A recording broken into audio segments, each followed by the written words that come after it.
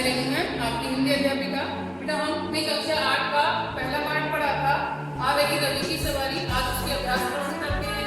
तो सबसे पहले मौखिक भाषण में है सही उच्चारण कीजिए। मौखिक भाषण में पहले सही उच्चारण कीजिए। तो कुछ शब्द रखे, उनका सही उच्चारण करना है। नवकिरण, नवकिरण, अनुचर, पोशाक, कीर्ति गायन, कीर्ति गायन, फौज, सवारी, विजय, ठिठकना, भिखारी और रवि।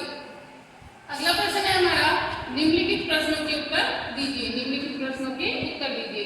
तो सबसे पहला है, किसने सोने जैसी पोशाक को धारण किया हुआ है? किसने सोने जैसी पोशाक को धारण किया हुआ है?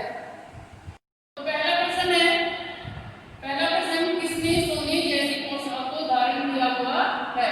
किसने सोने जैसी पोशाक को धारण किया है? तो हम उत्तर लिखेंगे, बादलों ने, बादलों, बादलों ने सोने जैसी, सोने जैसी, जैसे पोशाक को, बादलों ने सोने जैसी पोशाक को धारण किया हुआ है, को धारण किया हुआ है। बादलों ने सोने जैसी पोशाक को धारण किया हुआ है। अगला प्रश्न है, विहंगबंदी और उच्चारण, विहंगबंदी और उच्चारण किसका कीर्ति गायन कर रहे हैं? विहंगबंदी और कीर्ति गायन किसका कीर्ति गायन कर रहे हैं पढ़ा था। इसमें उत्तर आएगा आपका, लिखोगे विहंग, विहंग माने पक्षी, विहंग बंदी, बंदी मतलब कैदी, विहंग बंदी और चारण किसका कीर्ति गायन कर रहे हैं? सूर्य का, सूर्य का या सूरज का, सूर्य का कीर्ति गायन, कीर्ति गायन कर रही है, कर रहे हैं।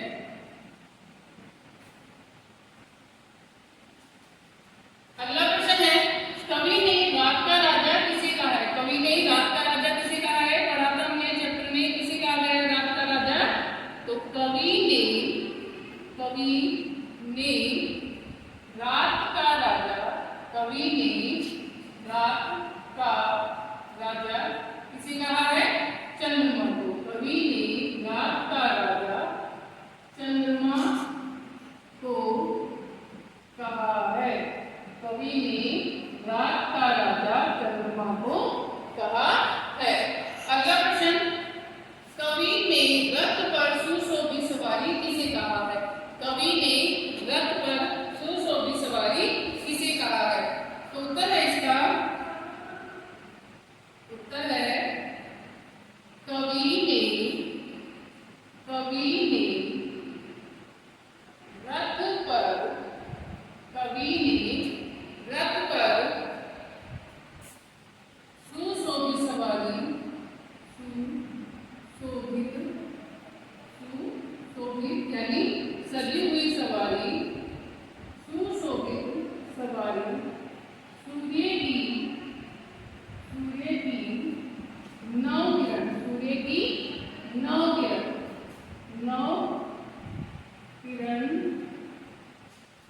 सूर्य की नवकिरण को कहा है, सूर्य की नवकिरण को कहा है। कि कवि ने रथ पर सुशोभित सवारी किसे कहा है? कवि ने रथ पर सुशोभित सवारी सूर्य की नवकिरण को कहा है। अगला प्रश्न है हमारा, चांद को कवि ने भिखारी क्यों कहा है? कवि, चांद को कवि ने भिखारी क्यों कहा है? तो उत्तर है इसका, चांद को कवि ने, कवि ने भिखारी, चांद को कवि ने भिखारी इसलिए कहा है, इसलिए, इसलिए कहा है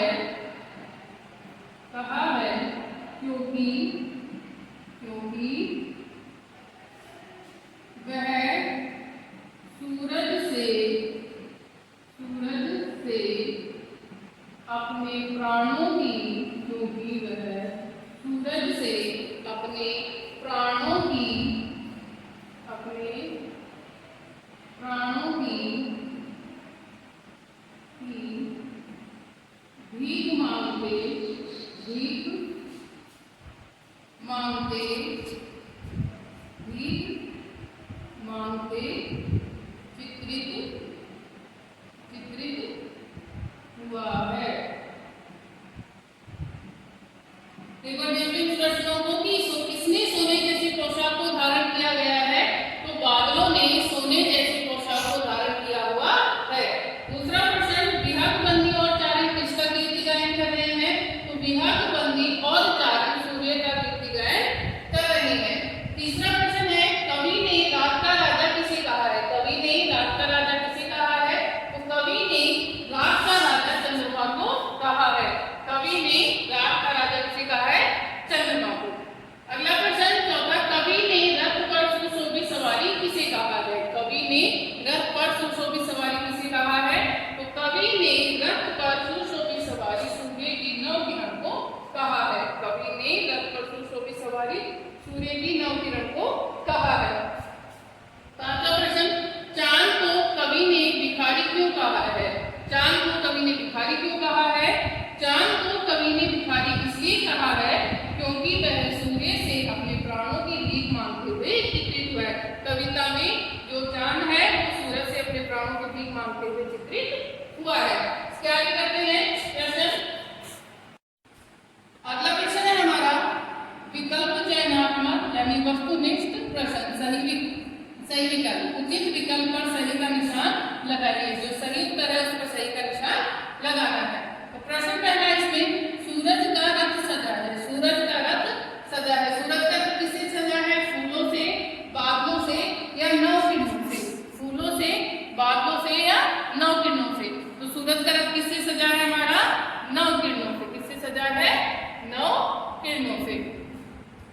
अगला प्रश्न, सूर्य की किरणें पड़ने से बादल दिखाई दे रहे हैं। जब सूरज की किरणें बादलों पर पड़ती हैं तो बादल कैसे दिखाई दे रहे हैं, तो सूर्य की किरणें पड़ने पर कैसे दिख रहे हैं, सुनहरे दिख रहे हैं, श्यामल दिख रहे हैं या श्वेत दिख रहे हैं, यानी सुनहरे रंग के दिख रहे हैं, सांवले रंग के दिख रहे हैं या सफेद दिख रहे हैं। कैसे दिख रहे हैं आपको, सुनहरे यानी सोने जैसे। अगला प्रश्न, विहंगबंदी और चारण कर रहे हैं सूर्य का, विहंगबंदी और चारण कर रहे हैं सूर्य का, क्या कर रहे हैं, सूरज का भजन कर रहे हैं, स्वागत कर रहे हैं या फिर यशगान कर रहे हैं, यानी उनका गुणगान कर रहे हैं। तो क्या कर रहे हैं, विहंगबंदी और चारण उसका यशगान कर रहे हैं, यानी उसका कीर्ति का गायन कर रहे हैं, उसकी यश का गान कर रहे हैं। तो उसमें उत्तर आएगा आपका यशगान। अगला, सूर्य को देखकर भागे जा रहे हैं। जब सूरज आ जाता है तो उसको देखकर कौन भागे जा रहे हैं, तो सूर्य को देखकर भागे जा रहे हैं। सूर्य को देखकर भागे कौन जा रहे हैं, बादल जा रहे हैं, तारे चंद्रमा जा रहे हैं या पेड़ पौधे जा रहे हैं। कौन भागा जा रहा है सूरज को देखकर, तो सूरज को देखकर भागे जा रहे हैं तारे और चंद्रमा, क्योंकि जब सूर्योदय होता है तो रात खत्म हो जाती है, इसलिए तारे और चंद्रमा कैसे हैं, भागे जा रहे हैं। तो सूरज का रथ सजा हुआ है नौ किरणों से, सूर्य की किरणें पड़ने से बादल हो जाते हैं सुनहरे, विहंगबंदी और चारण कर रहे हैं सूर्य का यशगान, और सूरज को देखकर कौन भागे जा रहे हैं, तारे और चंद्रमा। अगला प्रश्न है अति लघुत्तरीय प्रश्न। तो निम्नलिखित प्रश्नों के उत्तर एक या दो शब्द में हमें देने हैं। तो प्रश्न है उनके उत्तर हमें एक दो प्रश्न देने हैं। तो पहला प्रश्न है इसमें, सूर्य का रथ किस चीज से सजा है, सूर्य का रथ किस चीज से सजा है, किससे सजा है, अभी हमने पढ़ा था किससे सजा है, नौ किरण से। तो उत्तर आएगा इसमें, सूर्य का रथ, सूर्य का रथ नौ किरण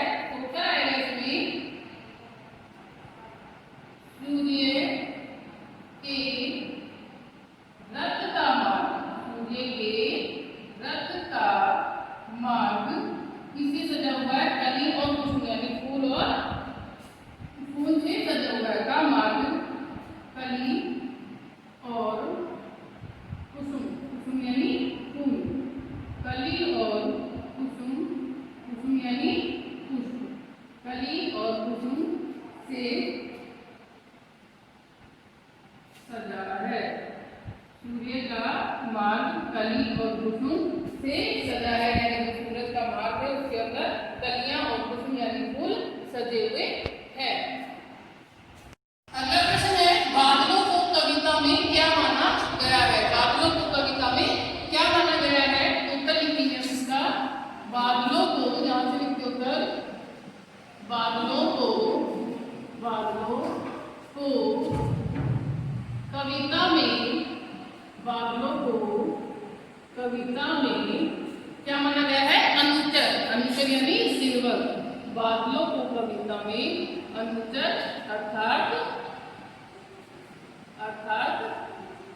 सेवक माना गया है। सेवक माना गया है। बादलों को कविता में अनुचर अर्थात सेवक माना गया है। अगला है, बादलों की पोशाक कैसी है? बादलों की पोशाक कैसे उन्हें बना था? तो बादलों की पोशाक कैसी है?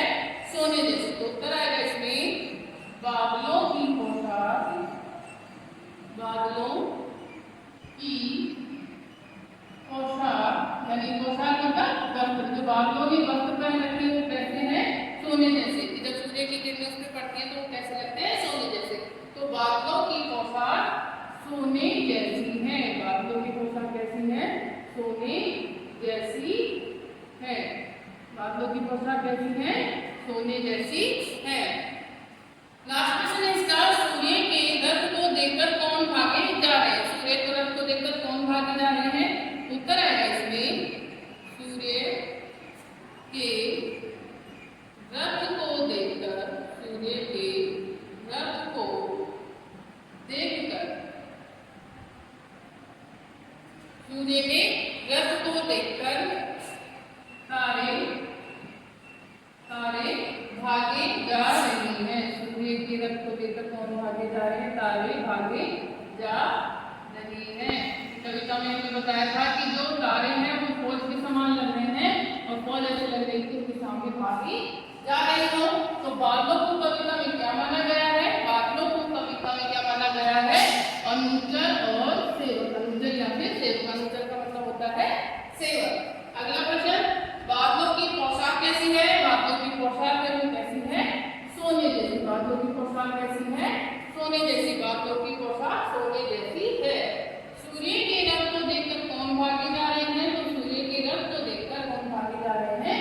तारे। सूर्य के रथ को देखकर कौन भागे जा रहे हैं? तारे। तो आपको मौखिक प्रश्न, सही विकल्प और अति लघु के लिए प्रश्न उत्तर है वो आपको नोटबुक में नोट करने और उनका अच्छे से लर्न भी करने हैं। आगे करेंगे हम लघु के प्रश्न उत्तर अगली वीडियो में। Thank you. Good morning students, welcome to your online classes of MLP School Rajpura. I Priyanka ma'am today's session teach you subject GK chapter number 2, that is the revision for your S7 examination. I hope you revise that topic easily with the help of that video. Okay, at the last of the video I will give you an assignment. You have to complete that assignment in your GK notebook. Now let's start our topic chapter number 2. Student, in this video I will teach you subject GK classes 8 and chapter number 2. So student, you know very well GK is an important subject for every competitive exam. So you have to GK topics revise time to time for your class exam, means your S7 exam and other competitive exams. So student, in this video I will tell you about some flightless bird.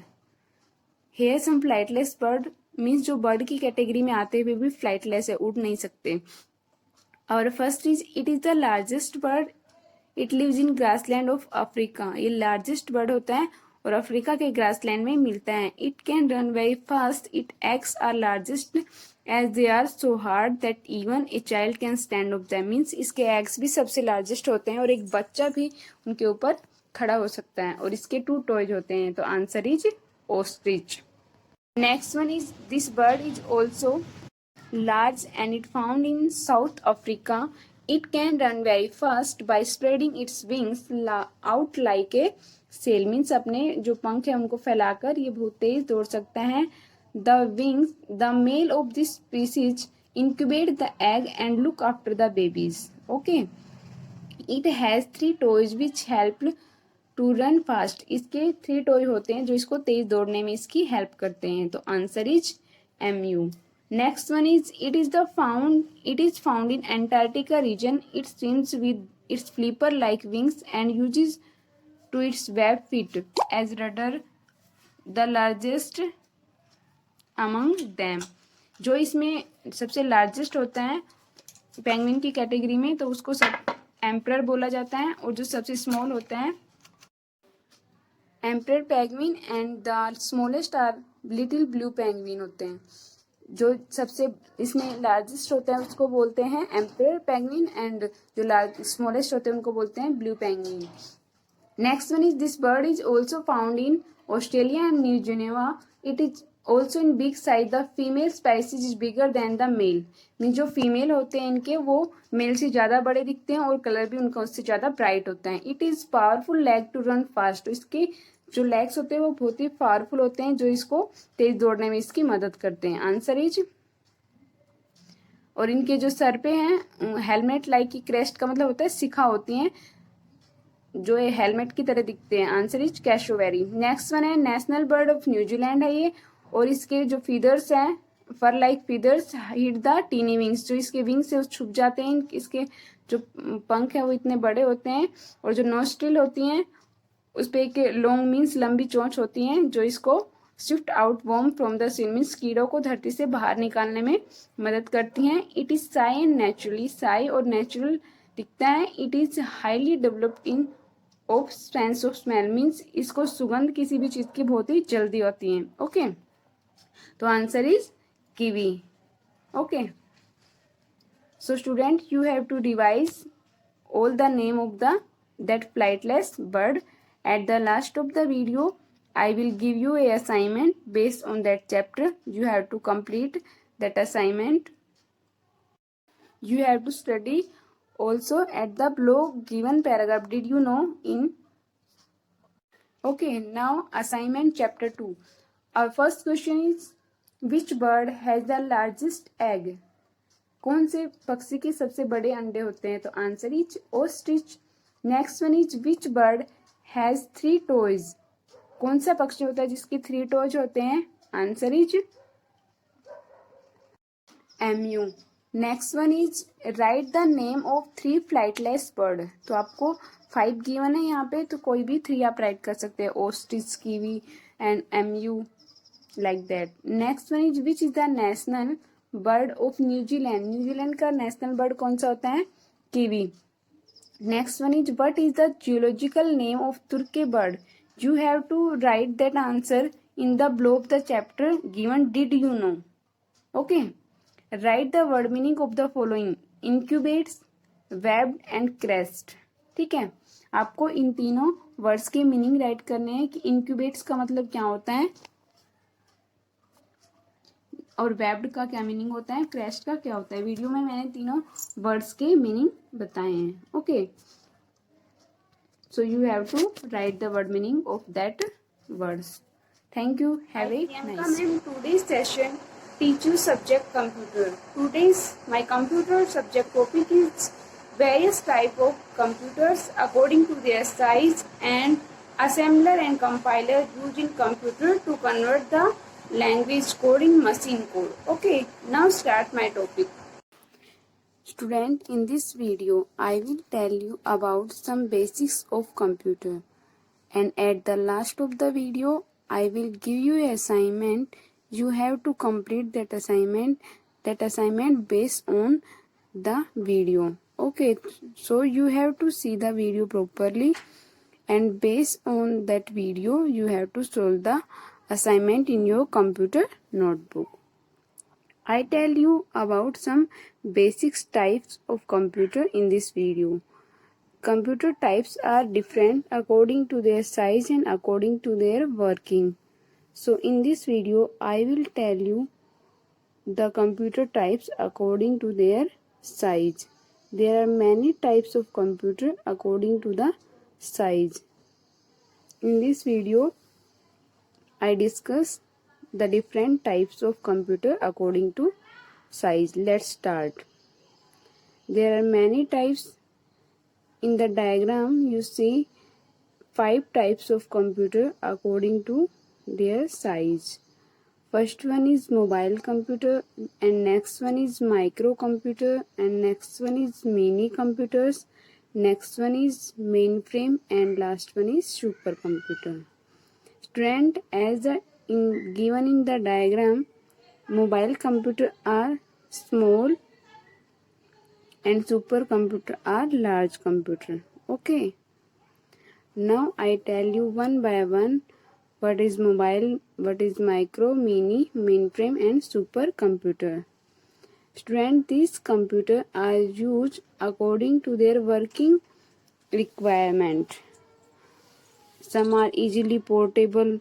We can go one place to another place like mobile computers. Now I tell about mobile computer. Mobile computers are the laptops, smartphones, tablets, portable media players. These are easily portable computers. Means हम इनको one place to other place carry कर सकते हैं. ओके. नाउ laptops, smartphones and tablets and portable media players are the mobile computer category. In the assignment, I asked that question, what are the example of mobile computer? You have to give the answer like that: laptops, smartphones, tablets, portables. Okay. Student, laptops are best for your office work because you can carry here and there. Okay, means अगर आप कोई office work घर पे करना चाहते हैं तो वो वहीं पे हो सकता है. Next one is micro computer. Micro computer और personal computers are desktop computer. They are use for personal use but they are not portable computer. Means ये वन प्लेस पे फिक्स होते हैं और आप इनको अपने पर्सनल यूज के लिए यूज कर सकते हैं, not a business purpose. Okay.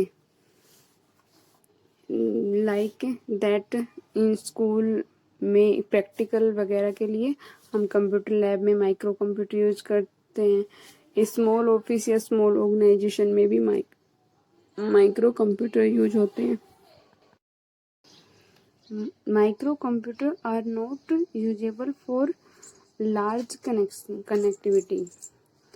It work in small office and practical lab, like you at your home you can use microcomputer like that.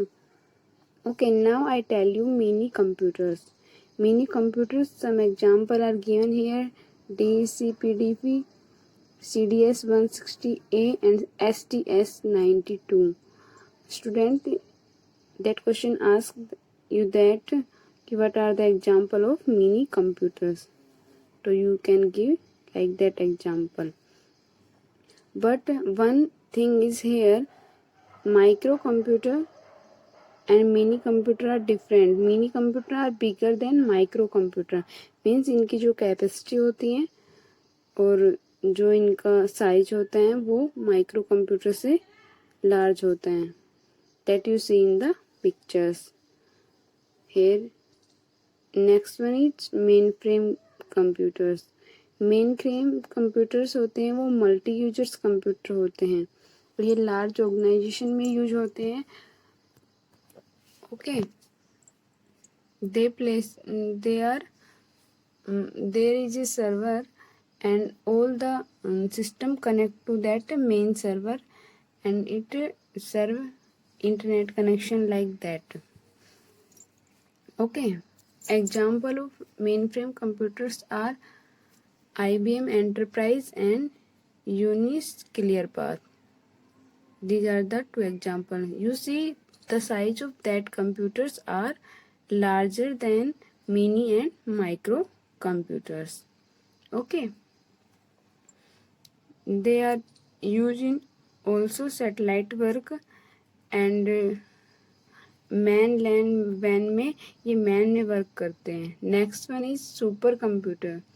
एक group of computer is called as super computer are very powerful in their performance. Means ये बहुत ही powerful computer होते हैं। As you see in the picture their size are very large. These are the collection of various computers. Okay, in satellite networking most of the time supercomputers are used. Okay, example, two main components of supercomputer are software and hardware. Carry one is the super, और India का जो first super computer था वो कौन था? PRAM 8000, that is the series name 8000. Okay, now I tell you about operating system. Operating system passes the signal from the CPU to various part of computer. Operating system क्या होता है? ये main part होता है किसी भी system का। आपके पास डिस्प्ले, मॉनिटर है, कीबोर्ड है, माउस है, CPU है, बट आपके सिस्टम में विंडो मीन्स ऑपरेटिंग सिस्टम नहीं है, तो your system can't work. Okay, without operating system a computer system cannot work, means it is not usable. So student, the basic thing of any computer system is operating system. Operating system manage all functioning of a computer system and control the entire computer system. Various type of operating system available in markets. I tell you some example of operating system: Windows 7, Linux and Unix. Most of the students and office workers use the Windows operating system because it is a multi-user operating system and easily operated by each one. Okay. In Windows operating system, various type of version are available. Windows XP, Windows 98, Windows 2000, like that. Next one, I tell you about compiler. Compiler एक translator होता है जो high level language को machine language में convert करता है. जो high level language वो होती है जो कंप्यूटर इजीली अंडरस्टैंड नहीं कर सकता, उसको कंपाइलर के थ्रू कन्वर्ट किया जाता है और उसको मशीन लैंग्वेज में कन्वर्ट किया जाता है. Like that the given function is not easily understand by the computer, that convert into object code. जो हाई लेवल लैंग्वेज में जो कोड होता है वो सोर्स कोड होता है, और जो 10 की फॉर्म में कन्वर्ट करता है कंपाइलर, उसको क्या बोलते हैं? Object code. So to understand the source code, computer need compiler to convert that code into object code, because computer understand only two digits 0 and 1, that is called binary digit. Okay, now I tell you about compiler working. When a computer run or compile any program, then it show the all error in your system. For example, you run a C++ program, then first you compile that program with the help of Ctrl plus F8. Then your system show the error in your program. Then first you have to correct that error and then run the program. Okay. Now I tell you assembler. Assembler translate an assembly language program into a machine language program. What is the difference between compiler and assembler? Assembler जो होता है वो assembly language को convert करता है, और जो compiler है वो हाई लेवल लैंग्वेज को मशीन लैंग्वेज में कन्वर्ट करता है. Here is some code of assembly and machine language are given in the picture. You can see the machine code is in the 0 and 1 form, and the other one is the assembly language which has some keywords are given. Now I tell you, when you working on your computer system to run a program in any language, first we need a assembler for assembly language and a compiler for run the high level language program like C, C++, Java. Now I give you assignment based on that video. Student, that is your written assignment. You have to complete that define करना है आपको super computer, compiler and translator क्या होते हैं। Next में आपको various type of diagram को draw करना है और अकॉर्डिंग टू साइज कितने होते हैं, 5 टाइप्स के होते हैं। तो you have to write their name and also their example.